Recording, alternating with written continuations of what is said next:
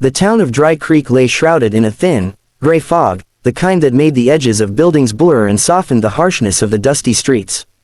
It was a morning that felt like a trap, as if the very air held its breath, waiting for something dreadful to unfold. At the center of town, the gallows stood ominously on the small rise, the rough-hewn wood catching the first hints of the dawn light. The ropes swayed slightly in the cold wind, whispering promises of death to the crowd gathered below. Children were hurried away by anxious mothers, and the hardened men of Dry Creek averted their eyes, unsure if they could stomach the sight.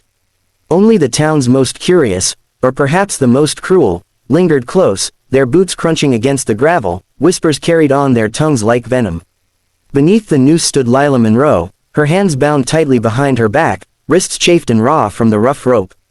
She was young, perhaps just 22, with hair like spun gold tangled in the morning breeze, and eyes so blue they seemed to reflect the sky itself. But there was nothing delicate about her stance.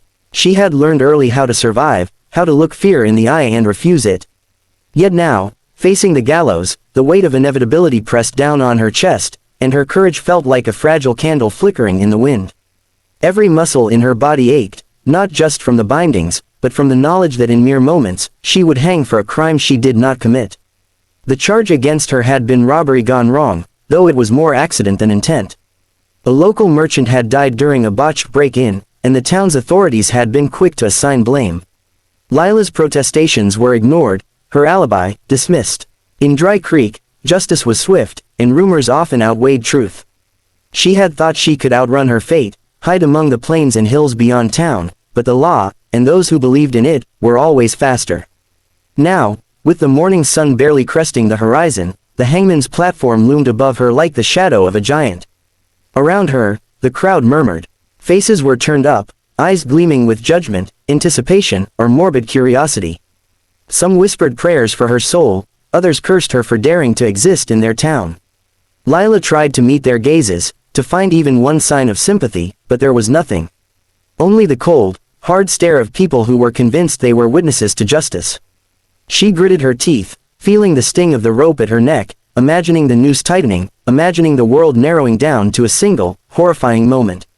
Her mind raced, thoughts tumbling like stones down a cliff. Could someone, anyone, stop this? Was it even possible for a miracle to arrive in Dry Creek? The sheriff, a man named Hawkins, adjusted his hat nervously, though he tried to appear composed. His hand rested casually on the grip of his revolver, but it was clear to all that he preferred the safety of the law over confrontation. Around him, deputies shifted uneasily, exchanging glances that said more than words ever could. The tension was thick, a living thing, curling around Lila like a snake poised to strike. She felt every heartbeat, every shuffle, every whispered comment, like a drum marking the countdown to her death. And then she heard it, a faint sound, almost drowned by the rustling of the crowd and the creak of the gallows. Hooves. The rhythm was steady, measured, growing louder, echoing off the wooden storefronts and bouncing across the town square. Lila's head jerked toward the sound, her chest tightening with a flicker of hope. Was it a friend, a stranger, someone who would stop the inevitable? She could see nothing yet, only the morning mist, shifting like a living curtain, concealing whatever was coming. The crowd seemed unaware of the approaching sound, their attention glued to the spectacle above them. Yet Lila felt it in her bones, a deep, visceral pulse that hinted at danger, power, and salvation all at once. Her fingers twitched against the rope, as if she could reach out and grasp it before the world ended. She swallowed hard, forcing down the panic clawing at her throat. If this was her last morning, she would face it with her head held high, even if every instinct screamed to run, to fight, to plead for her life. The wind picked up, carrying with it the faint smell of gunpowder, dust, and leather. Lila's heart thumped erratically, each beat counting down the final moments she had left in a world that had turned so cruelly against her. She closed her eyes briefly, remembering her life in fragments, her mother's smile, the river where she had learned to swim, the small acts of kindness that had kept her human in a harsh, unforgiving world. The hooves grew louder. The sound of hooves grew louder, each strike against the packed dirt of Dry Creek's streets echoing like a drumbeat of fate. The townsfolk, still focused on the gallows, barely noticed at first. But as the silhouette of the rider emerged through the morning fog, a ripple of unease ran through the crowd. The figure was unmistakable, even from a distance, tall, broad-shouldered, with a long duster that billowed behind him like a shadow caught in the wind. A wide-brimmed hat shaded his eyes, but those who had heard the stories knew the gaze beneath could freeze a man in place. Silas Kane, the most feared gunslinger west of the Mississippi, had come to town. Lila's eyes widened, heart hammering in her chest. She barely dared to believe it. Could it really be him? The man whose name was whispered with fear from one end of the frontier to the other. Every tale she had heard, of duels settled in seconds, of outlaws who had vanished under the barrel of his revolver, flooded her mind. And yet, here he was, striding into Dry Creek as if he owned not only the town but the very air itself. The rider dismounted with deliberate, terrifying calm, boots hitting the ground with a muted thud. Each movement was precise, calculated, radiating a confidence that bordered on inhuman. The townsfolk instinctively gave him space, instinctively bowing under the weight of his presence. Even the sheriff, Hawkins, whose authority had been absolute until this moment, hesitated. His hand hovered over his revolver, but he could not bring himself to reach for it. Something in Silas Kane's gaze, cold and unyielding, rooted him to the spot. Silas's eyes found Lila immediately, cutting through the fog, through the crowd, through the ropes that threatened to end her life. It was a look that said more than words ever could, a claim, a promise, a warning. He strode forward with long, measured steps, each one echoing on the wooden planks of the gallows platform. The crowd parted instinctively, some stepping back in fear, others in awe, but all silent. In a voice that carried like a whip crack across the town square, Silas spoke. "I claim her. She rides with me, not with the hangman." His words were absolute, leaving no room for argument, no room for doubt. A murmur ran through the crowd. Some scoffed, thinking it impossible, thinking him a fool. Others paled, realizing the weight behind his declaration. Lila's heart raced so fast it felt like it might burst from her chest. She had never imagined salvation could arrive in such a dramatic, terrifying form. The sheriff stepped forward, hand tightening on his revolver. "This is a lawful hanging. You can't." His words faltered as Silas Kane raised a single hand, and the cold steel of his gaze froze him in place. Every muscle in the sheriff's body tensed. He knew, as did the deputies behind him, that any attempt to resist would end in disaster. Stories of Silas's duels weren't exaggerations, they were warnings. And warnings were for those who survived, not for those foolish enough to challenge him.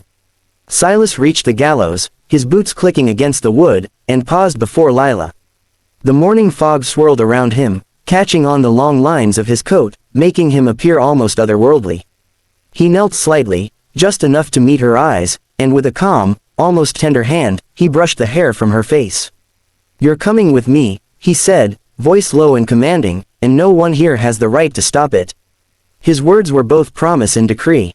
Lila's throat was dry. She wanted to speak, to thank him, to cry, to scream, but her voice caught in her chest.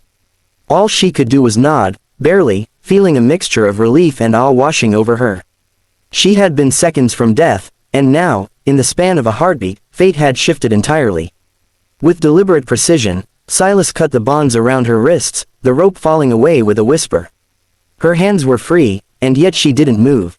She couldn't move, not until she felt the safety of his hand guiding her, the unspoken promise that she was no longer alone. Around them, the crowd was frozen, uncertain whether to intervene, terrified of the man who could so effortlessly bend the law and fear to his will. "Mount," he commanded softly, holding the horse steady for her. Lila's legs trembled as she swung onto the saddle behind him. The leather was worn but strong, the horse steady beneath them. As they prepared to ride, Silas glanced at the town one last time, his eyes narrowing ever so slightly. Dry Creek would remember this day, he thought. They would tell stories of the day Silas Kane claimed a woman who was meant to die at dawn. The wind whipped past Lila's face as she clung tightly to Silas Kane, the rhythmic pounding of the horse's hooves beneath them echoing like a heartbeat in the wide-open morning. The town of Dry Creek shrank behind them, the wooden gallows and the odd, fearful crowd fading into the mist and memory. Lila could scarcely believe what had happened.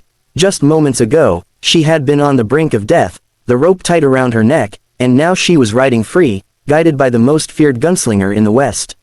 Her hands trembled, not from cold, but from the adrenaline coursing through her veins. Silas's eyes scanned the horizon with a predator's precision, noting every ridge, every tree line, every path that might conceal danger. His presence beside her was a paradox. terrifying yet protective, commanding yet somehow gentle. Lila felt the strange, thrilling certainty that in his hands, she was untouchable, that the world itself would bend to his will if it dared to threaten her. For the first time, she realized that she was no longer a victim, no longer defined by the cruel accusations of Dry Creek. She was now part of something larger, something dangerous and alive, a life on the run with a man who had claimed her as his own. They rode in silence for a time, the only sounds the horse's hooves and the distant call of a hawk circling above. Lila's mind raced, trying to process the impossible turn of events. Why me? She finally whispered, her voice barely audible over the wind. Silas didn't answer immediately, but his hand found hers, brushing against it with a certainty that made her pulse leap. You were meant to survive, he said at last, his voice low, almost a growl, carrying a weight of finality. And I claimed you. No one, not the law, not the townsfolk, not anyone, has a right to take you from me. Lila's heart pounded. Claimed. The word echoed through her, stirring a strange combination of fear, disbelief, and a spark of something she had never felt before. To be declared his, not in ownership of the cruel sort, but in protection, in devotion, something magnetic and absolute. She felt the thrill of danger ripple through her, of being on a path that was wild, uncertain, and intoxicating. As the sun climbed higher, burning away the last of the fog, the landscape transformed from the claustrophobic streets of Dry Creek to the wide, rolling plains beyond. Dust swirled around them, kicked up by the hooves of their horse, and Lila breathed deeply, tasting freedom for the first time in days, or perhaps her entire life. Silas guided them toward a narrow canyon, one known only to a few, a place where the law's reach faltered and the world felt boundless. Hold on, he said, his voice steady as the horse picked up speed, racing across the open terrain. Lila tightened her grip around his waist, her knuckles white against the leather. Each gust of wind against her face was like a baptism, washing away fear, shame, and the helplessness of the morning. She could feel the power radiating from Silas, the force of a man who had mastered every danger, every gunfight, every impossible odds. They entered the canyon, shadows stretching along the jagged cliffs, sunlight dappling the rocky walls. Lila's mind flashed back to the gallows, to the noose, to the crowd that had been ready to watch her die. She shuddered at the memory, but it was quickly replaced by awe and exhilaration. She was alive because of him. Alive because Silas Kane had chosen her. Alive because the most feared gunslinger in the West had declared her his bride. As the canyon widened into a hidden valley, Silas finally slowed the horse to a steady trot. He dismounted gracefully and offered his hand to Lila, helping her down. They stood side by side, the wind tugging at their coats, the morning sun casting golden light over their faces. For the first time, Lila felt safe, not just physically, but in a way she had never known before. The weight of the rope, of accusation, of fear, had vanished.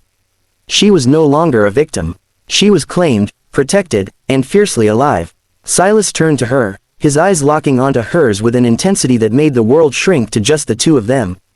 This is only the beginning, he said, voice low, carrying both warning and promise.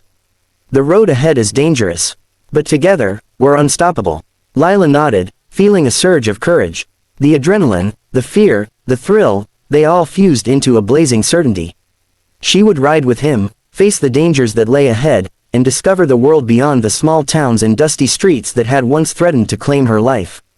Her heart beat wildly, not just from the thrill of escape, but from the intoxicating power of being claimed by a man like Silas Kane, a man who lived by his own rules and had chosen her above all others. Mounting the horse once more, they rode into the horizon, the wind carrying their defiance, their freedom, and the beginning of a story that would be told for years to come. Dry Creek became a distant memory, a place of shadows and fear, while ahead of them lay the unknown, alive with danger, passion, and possibility. Lila clung to Silas, heart pounding, ready for the ride of her life.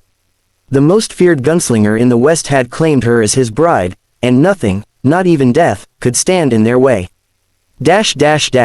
This expanded part 3 gives the story a full cinematic conclusion, blending escape, tension, and emotional resonance, while leaving room for potential sequels or spin-offs. If you want, I can now create hyper-realistic image prompts for all 3 parts to use as cinematic thumbnails. For this story, do you want me to do that?